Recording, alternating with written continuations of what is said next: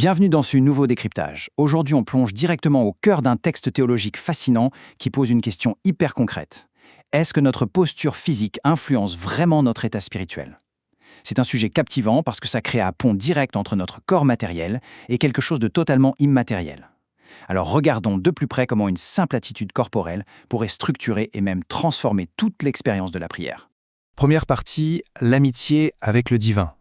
Le texte commence fort en prenant un concept spirituel qui peut sembler lointain et abstrait pour l'ancrer dans un comportement humain qu'on connaît absolument tous.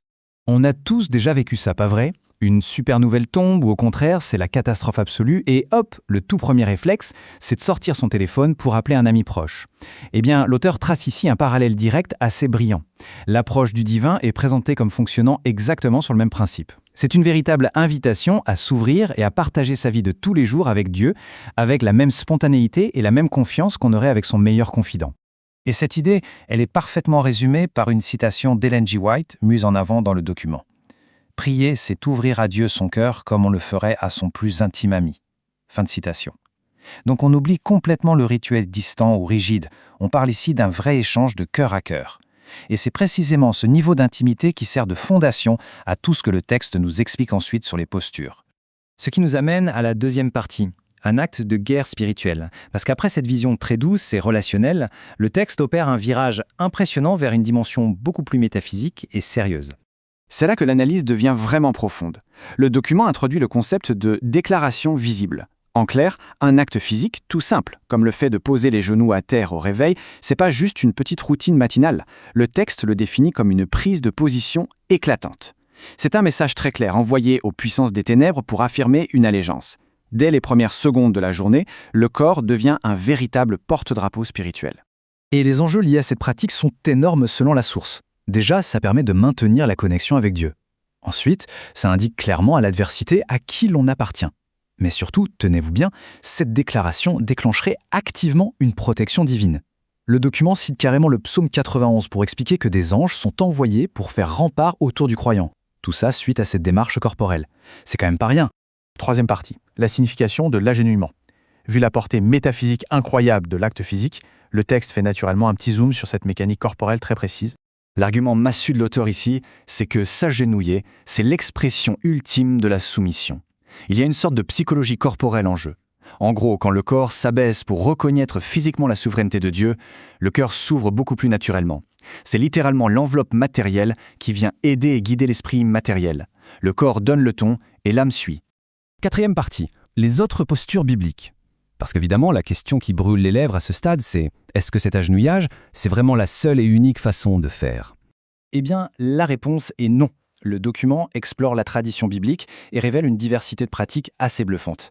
Bien sûr, l'agenouillage est super présent, souvent associé à des figures majeures comme Daniel ou Jésus lui-même. Mais regardez un peu la variété. Prier debout, c'était apparemment une pratique super courante à l'époque. On trouve même des exemples de personnages priant tout simplement assis, ou carrément à l'autre extrême, des gens prosternés le visage contre terre pour marquer une soumission absolue. La palette des positions physiques dans les textes fondateurs est en fait hyper large. Du coup, face à un tel éventail historique, il y a un vrai débat qui s'ouvre implicitement. Si l'histoire valide autant de postures différentes, est-ce que la position physique a encore une importance vitale de nos jours ? Ou est-ce qu'on parle juste d'une tradition humaine sans réel impact ? La conclusion que tire le texte est pleine de bon sens. D'abord, la Bible n'impose aucune posture unique, aucune rigidité là-dessus. Cela dit, l'auteur souligne fermement que ces postures gardent tout leur sens, car elles reflètent notre révérence intérieure. Alors bien sûr, pour quelqu'un qui serait dans l'incapacité physique de s'agenouiller, c'est indéniablement la disposition du cœur qui prime à 100%. Mais le texte glisse quand même un petit défi pratique. Pour ceux qui en ont la capacité, faire l'effort conscient de s'agenouiller pourrait littéralement métamorphoser ce moment en alignant parfaitement l'intention du corps et de l'esprit. Cinquième partie, une connexion constante. On va maintenant prendre un peu de recul pour regarder les choses à plus grande échelle, tout au long d'une journée. Le texte s'appuie sur la fameuse injonction biblique qui dit de prier sans cesse.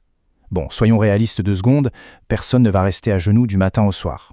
Et c'est exactement là que la fameuse disposition du cœur prend totalement le relais sur la posture corporelle. L'auteur explique que ça demande une vraie constance mentale, qu'on soit debout dans les transports en commun, assis derrière un bureau ou en train de marcher dans la rue.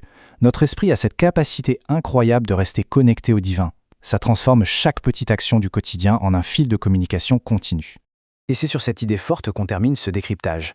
Si au final la prière n'est pas confinée à une posture figée, mais ressemble plus à une conversation en continu avec un ami très proche, on peut se demander comment le simple fait d'entretenir cette pensée, cette porte ouverte dans notre esprit, pourrait remodeler une journée tout à fait banale. C'est une perspective vraiment puissante sur la façon dont nos gestes matériels et notre vie spirituelle s'entremêlent au quotidien. Voilà de quoi nourrir notre réflexion. À très vite pour une prochaine analyse.